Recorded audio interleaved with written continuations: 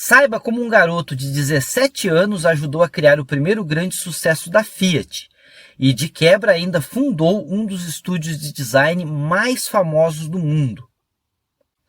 Porque este é mais um vídeo do canal Carros e Causos, o único canal do YouTube que conta a história do automóvel no Brasil e no mundo com desenhos à aquarela feitos por mim. Sem mais delongas, episódio de hoje, Fiat Tipo Zero, o primeiro Pininfarina. Ah, o design italiano, símbolo de beleza e esportividade no mundo do automóvel. É bom lembrar que até os primeiros anos do século XX, o importante em um automóvel era ser funcional. A beleza ficava a cargo de carros para os nobres, como o Rolls-Royce Silver Ghost e a Mercedes da Daimler. Os primeiros veículos para a classe média, em geral, tinham um desenho bem pouco inspirado, não passando de carroças com motor. Um dos primeiros carros de produção em série com um design que privilegiava o estilo foi o Fiat Tipo Zero, lançado em 1912. Primeiro falaremos de seu criador, um dos maiores designers italianos de todos os tempos, Battista Pininfarina. Ele nasceu em Turim, Itália, em 2 de novembro de 1893. Filho de fazendeiros que se mudaram da província de Asti em busca de uma vida melhor para Turim.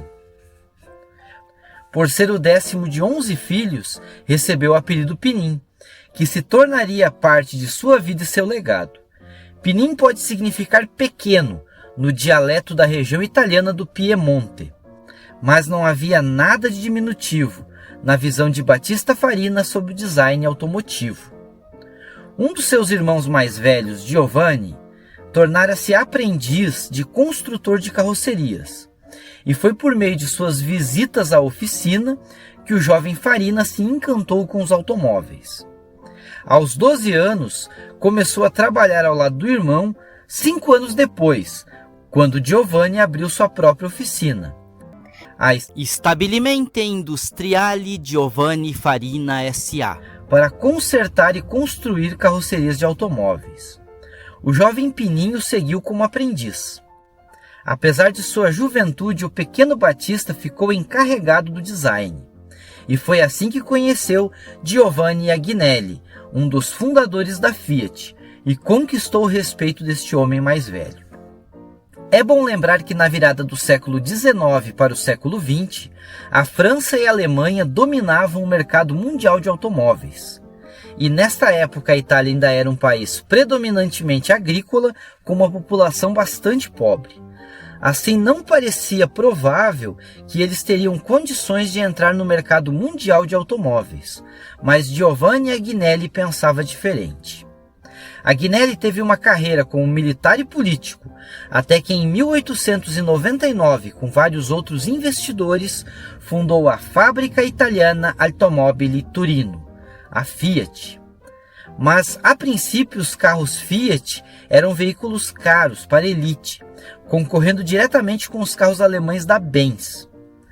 A Fiat ficou conhecida por fabricar carros potentes e luxuosos, mas que eram caros demais para a classe média italiana.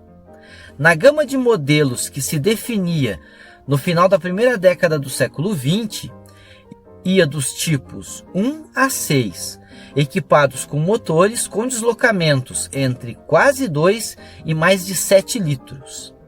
Surgiu a necessidade de propor um modelo menor e mais barato. Por isso recebeu o nome de Zero, pois ficava abaixo dos modelos já produzidos pela fábrica. Após a visita de Giovanni Agnelli à fábrica da Ford em Detroit, ele decidiu experimentar a nova técnica de fabricação em linha de montagem para produzir seus carros. O resultado foi uma conquista importante e uma melhoria decisiva nas estratégias de tempo e produção. Em 1910, os irmãos Farina foram contratados por Agnelli para construir o protótipo do Tipo Zero. Battista Farina, com apenas 17 anos, teve a oportunidade de apresentar um projeto para o novo Fiat Tipo Zero. Questionado se preferiria seu projeto ou a proposta dos engenheiros da Fiat, ele disse corajosamente a Giovanni Agnelli: Prefiro este porque eu o projetei. Agnelli aprovou o design do jovem Pinin. O carro entrou em produção em 1912.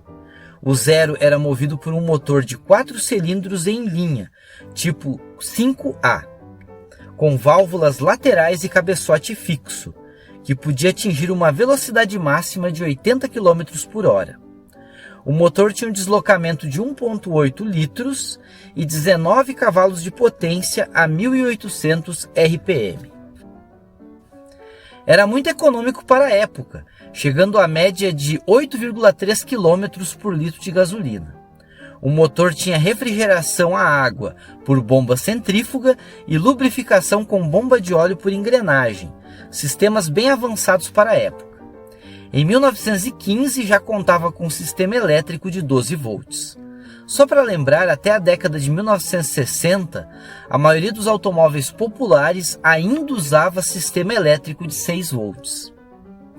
Câmbio de 4 marchas mais a ré e suspensão dianteira e traseira por molas semi-elípticas. Ao contrário da maioria dos carros da época, o tipo Zero tinha rodas de ferro fundido e não com estruturas de madeira ou aros raiados.